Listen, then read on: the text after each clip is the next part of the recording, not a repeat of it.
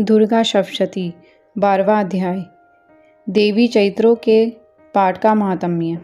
देवी बोली, हे देवताओं, जो पुरुष इन स्रोतों द्वारा एकाग्रचित होकर मेरी स्तुति करेगा, उसके संपूर्ण कष्टों को निसंदेह हर लूंगी।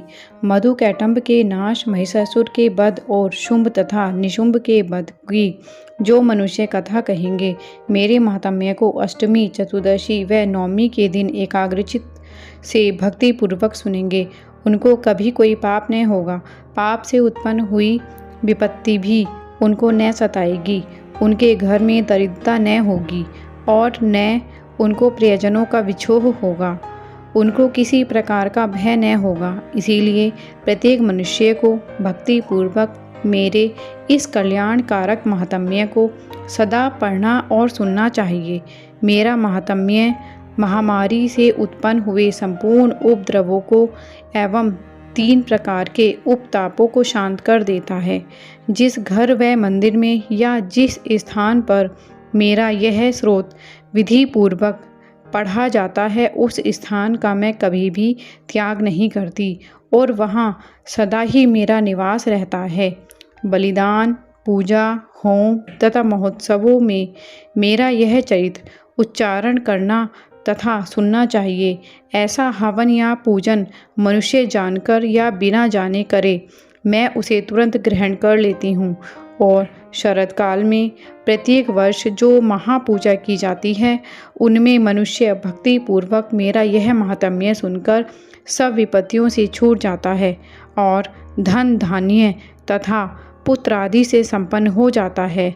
और मेरे इस महात्म्य व कथाओं इत्यादि को सुनकर मनुष्य निर्भय हो जाता है और महात्म्य के श्रवण करने वालों के शत्रु नष्ट हो जाते हैं तथा कल्याण की प्राप्ति है और उनका कुल आनंदित हो जाता है।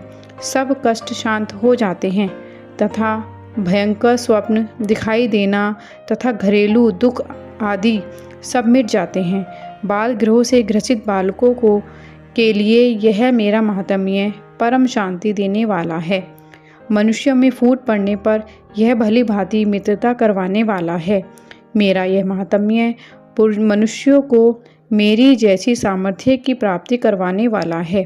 पशु, पुष्प, अर्घ्य, धूप, गंध, दीपक इत्यादि सामग्रियों द्वारा पूजन करने से, ब्राह्मण को भोजन करा के, हवन करके, प्रतिदिन अभिषेक करके, नाना प्रकार के भोगों को अर्पण करके और प्रत्येक वर्ष दान इत्यादि करके जो मेरी आराधना की जाती है और उससे मैं जैसे प्रसन्न हो जाती हूँ, वैसी प्रसन्न मैं इन चरित्र के सुनने से हो जाती हूँ। यह महात्म्य श्रवण करने पर पापों को हर लेता है और आरोग्य प्रदान करता है। मेरे प्रादुर्भाव का कीर्तन दुष्ट प्राणियों में रक्षा करने वाला है, युद्ध में दुष्ट दैत्यों का संहार करने वाला है।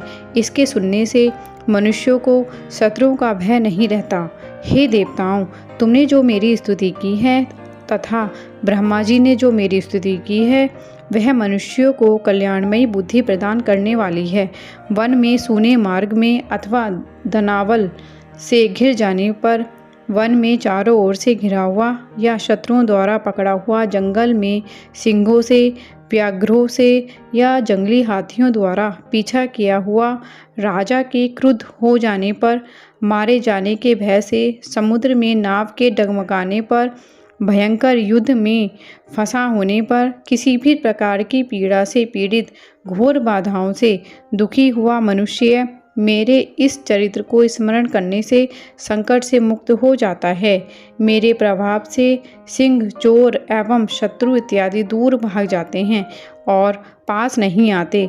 महर्षि ने कहा, प्रचंड पराक्रम वाली भगवती चंडिका यूं कह के बाद पश्चात सब देवताओं के देखते ही देखते अंतर्ध्यान हो गई और संपूर्ण देवता अपने शत्रुओं के मारे जाने पर पहले की तरह यज्ञ भाग का उपभोग करने लगे और उनको अपने अधिकार फिर से प्राप्त हो गए तथा युद्ध में देवताओं के शत्रुओं शुंभ व निशुंभ के देवी के हाथों मारे जाने पर बाकी बचे हुए राक्षस पाताल को चले गए।